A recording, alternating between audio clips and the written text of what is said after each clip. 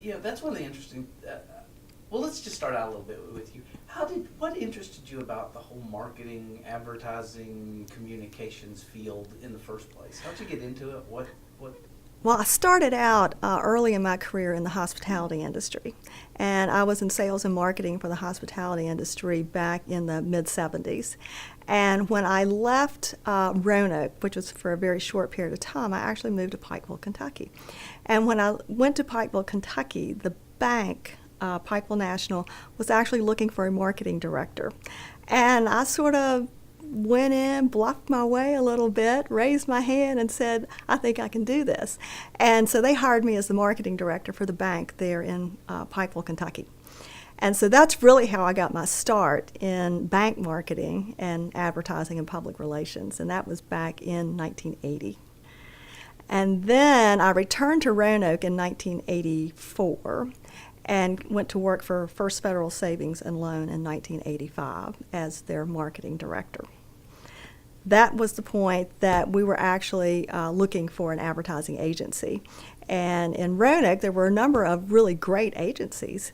And we started, just getting out there and asking people to come in and do their bids, and surprised at the great talent that was actually presented to us. And that's when I started working with Associated Advertising as the agency for First Federal Savings and Loan at that point in time. You were saying that what was your first job with First Federal? What was the first thing they asked you to do? The first thing that they asked me to do at First Federal was to find a new agency. They had been with agency for forever and a day, and the management was just so closely tied to them that they could not tell them that they didn't want to work with them any longer. They needed a new person to come in and go out and make that happen. What? Tell me about what campaigns do you particularly remember in Roanoke that you found particularly impactful, insightful, fun? Well, I can tell you about the ones that we did, especially there with First Federal and then with Corey's, and you may even remember some of those yourself. But I guess one of the fun ones we did was the Good Things Happen when we get together. And there was a lot of good work, put into that. And actually, that's when Associated Advertising had to rebid with First Federal, which became Core East, and they were up against a statewide agency, not just the ones locally, but some other agencies around the state as well. And when they presented Good Things Happen, it just sort of blew everybody out of the water, and it was fun, and it was a fun campaign.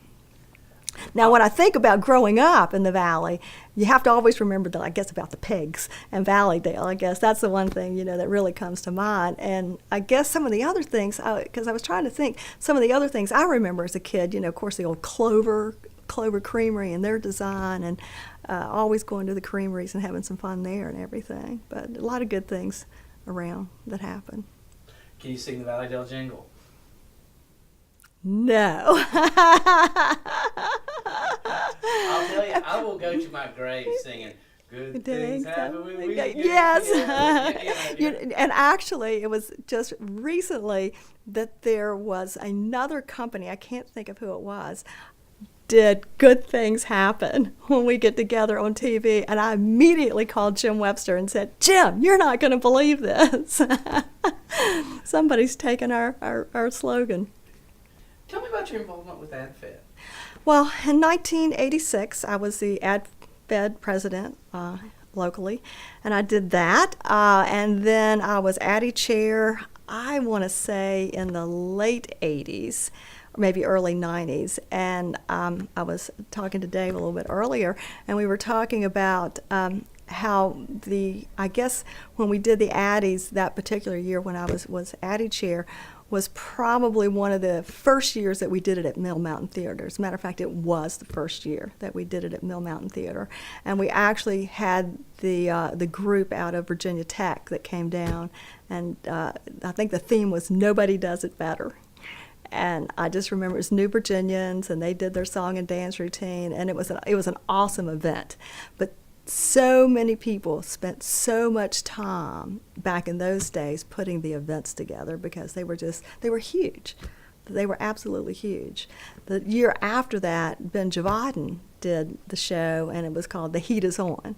And I just remember, so distinctly, everybody working so hard and putting all the pieces together that had to come together to make it happen. Oh yeah, I remember there were years that I'd be the stage manager, and Webster's up in the box. That's right. I mean, they were huge productions, and today they may be the same, but I think then so much went into each piece of it, and the rehearsals that had to go on, and everybody just being. I mean, it was a huge stage production. How have you seen things change over the last 20, 30 years? Well, I think the biggest change, especially in this particular area, is probably away from a lot of the bigger agencies. And I think you just have a lot of freelancers now, or smaller agencies doing a lot of different things. I think between the digital technology that has come to play in the advertising field, that a lot of things have changed. If you remember the old Associated Advertising, and you had Julie McDowell, and she's back there, pressing, type to do the invitations and the different types of things that she did. But that's what she did, and she was perfectionist at it. And we've now gone away from that because everything, is pretty much computerized at this point in time. What was the difference in the process? Well, I guess at that point in time, of course, you sit down and you actually brainstorm what the idea is going to be, and then the team comes together, they start putting all the pieces, you do the selection on the photography, or you shoot the photography. If it's print, then, the type is looked at, you select the type, it's pressed, it's just everything just took time and time again. And looking at the proofs, I mean, how many proofs did you look at before something ever actually got printed? I mean, it was not a here today project. It was like it went on for weeks. I mean, weeks before you probably actually saw something that you wanted produced actually produced. That's the other thing, I guess, with today's society. Everybody wants everything now, and back then, we had to wait a little time. When I was at Pikeville National, the interesting thing there is that I had to wait on a bus. I couldn't even get UPS coming into Pikeville, Kentucky, that if I wanted something the next day, it had to come in on the Greyhound bus. And that's the type of situation that we were in then, is that, it just wasn't going to happen overnight. Yeah, we didn't have the faxes. We didn't have the email. We didn't have all of that where you could, scan and send a document to look and everything. You had to physically deliver it and make it happen. Tell me about John Will Creasy. What you thought of him, what kind of figure he was. John Will Creasy was a wonderful, wonderful man. And I probably learned as much from John Will Creasy as anyone. And the thing about John Will, not only was he creative when it comes to just advertising, but he was creative when it came to events. I so remember setting up events, and I remember the big one we did at the Hotel Roanoke. I physically had someone make a pond that would fit on an 8-foot table because that's what he wanted. That's what he wanted, to put floral arrangements. He wanted Swan Lake is what he wanted. So not only did I have this pond made that fit on the table, I then had to go find water lilies in the middle of the wintertime. And there's only one place in Roanoke that you could find back in I guess this was the late 80s, and that was a pond behind the Pepsi bottling center. And there were water lilies out there that we went and harvested to put in his Swan Lake. Ed Murphy, who was a caterer back then, had a frozen swan, and we placed that in the lake along with everything else. But he was just a perfectionist when it came to doing those types of things. Nothing was too out of the world. I mean, he just really, whatever he could dream of, we could put it together.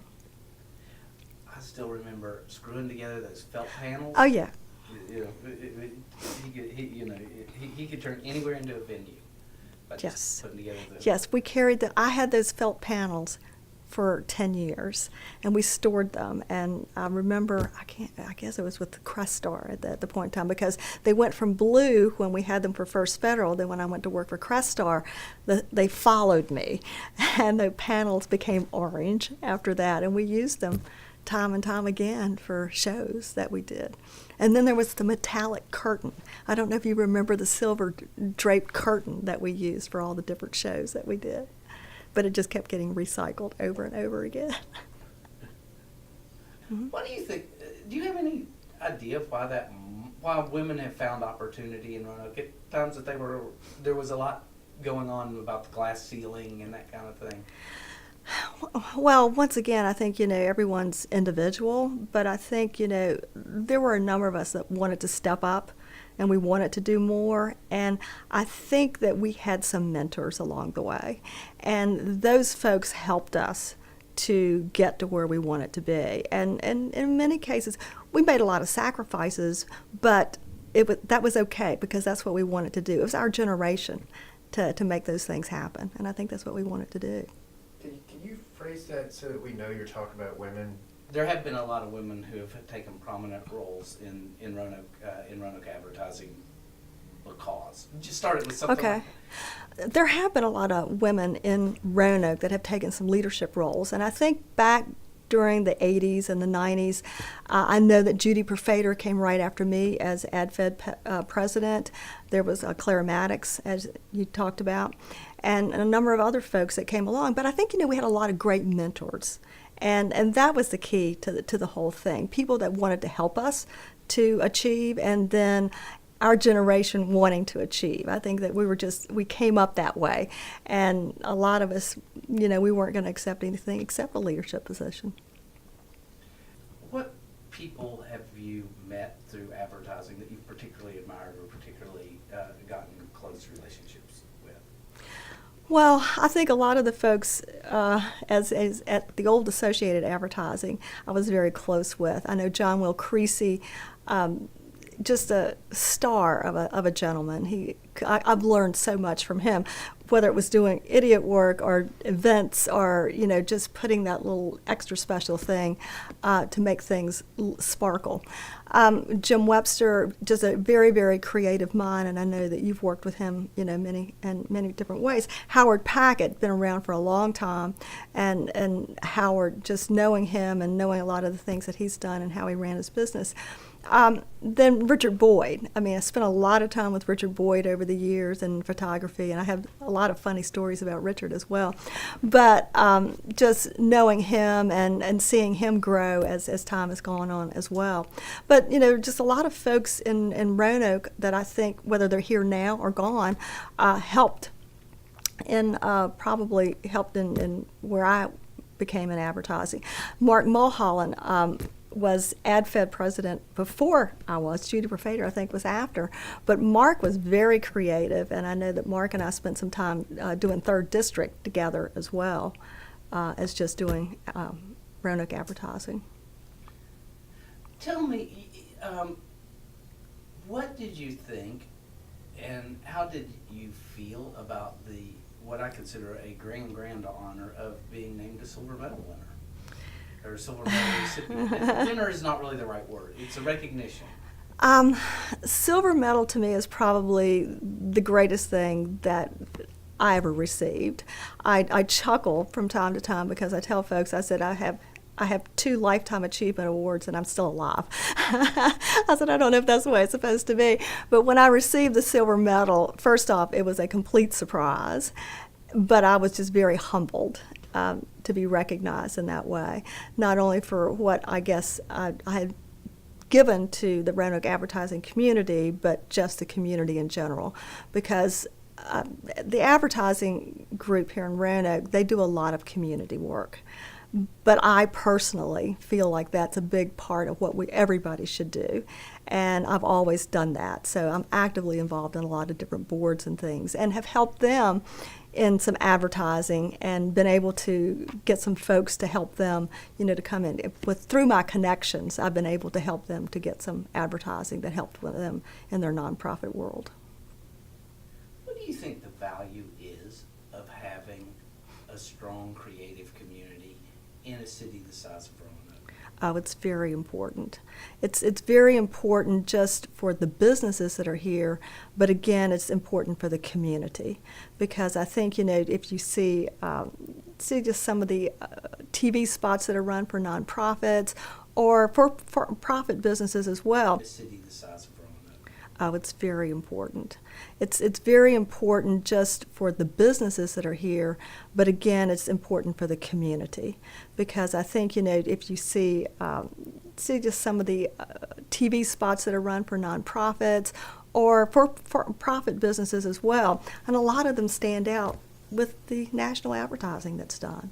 I mean, there's some very, very good work that actually starts here in Roanoke, Virginia. Actually, that's something that I also wanted to visit with you about. I mean, you know, in your capacity, you've had a lot of opportunities to work with a lot of people literally around the country. Mm-hmm. How do you feel the quality of work and the quality of professionalism in Roanoke compared to the quality of people in bigger markets? I mean, you know, it's often a city of Roanoke size is a stepping stone to a bigger market. There are a lot of us who come and stay and are glad to stay. And I'm glad you stayed. The reason being because I think the creative in Roanoke is probably as good as anywhere it gets. You can go to a large city and you may have more people that are creative, but I think in Roanoke you have just as creative folks. Maybe not as many, but just as creative. And I think some of the work that has come out of Roanoke shows that.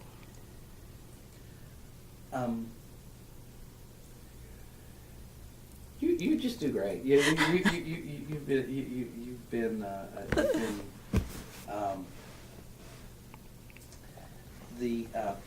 do you have, what is the funniest, weirdest, or wackiest thing you ever saw happen in related to advertising or advertising people?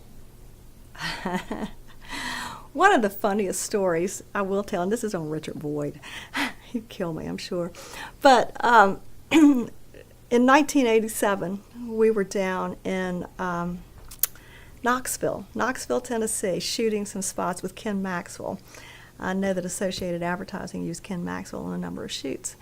And it just happened to be when the stock market crashed. I thought Richard was going to die 1,000 deaths, and he wouldn't shut up. Every time we got together, for every shot, for every dinner, every breakfast, the market has crashed. Are we gonna live? Are we gonna survive? I said, Richard, shut up before we kill you.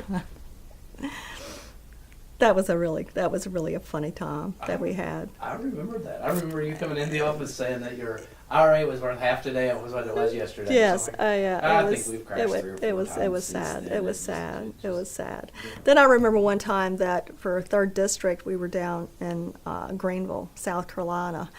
And as you know, sometimes those events can get a little wild and crazy. And I remember that was the night that Jim Webster and I wrapped the entire room in toilet paper. Don't ask me why, but we did. Seemed like a good idea at the It time. was a good time. Yes, it was a fun time to say the least. Yeah. What do you see? What is the difference in the market from a few years ago to today, and how do you see us going forward? The market itself. Yeah, the Roanoke Valley, larger Roanoke Valley. From a client standpoint, I think the unfortunate side, what we see today, is that a lot of companies have probably cut back on their advertising dollars, and they don't spend like they used to. And when they do spend, in many cases, they're using the smaller companies or freelancers, or they're really shopping to see what they can get for their advertising dollar, which I think is unfortunate. Because I think back in the days when we had an agency that you could work with full-time, they knew you, they knew what you were looking for, and you could sit down, you could really brainstorm with them, and you could really come up with those campaigns that really, really made a difference. I don't see that as much today. I don't see the involvement of a lot of folks in that type of thing as I did before. We were talking, I was talking with, I don't know, Tommy or somebody, and I remember when it was a big deal that Leatherhouse was going to change Yes. Leatherhouse is still here. I'll bet I spent more, I'll bet I spend more on gas in my car than they do in advertising in a year. Probably, You know? probably, which is sad to see, because I mean, of course, advertising is the name of the game, and that's what my license plate says today. I got my license plate in 1986. It says advertise, and I have yet to change it. That's great. You've talked about everything that I wanted to talk about. Okay, good. Hey, Dave. I know this isn't the norm, but could you grab the camera and just do a quick pan of Freda's license plate? Sure. That would be great. Yeah. We're gonna sit here in the warm and talk about it while you go out and do it. Yeah. This is advertised. He saw Microphone on the he cover. walked in. Okay, we're rolling. Yeah. Tell me about the event, the premiere event, or not premiere. I guess it was a cast party. It was a cast party that we did for crazy people. And we had all of the folks there from the bank because it was going to be a big deal. We had Dudley Moore coming and the other cast members. And we were doing it in the parking garage. And the torrential rains came, and it rained, and it rained. So we moved from the top of the parking garage down a couple of floors so that the band wouldn't get electrocuted. But the funniest part was that Dudley Moore comes out, and he is so intoxicated that he's being carried by two people, bodyguards on each side, so that everybody could see him, because this was the key thing that everybody wanted to come and see, and they're just carrying him around.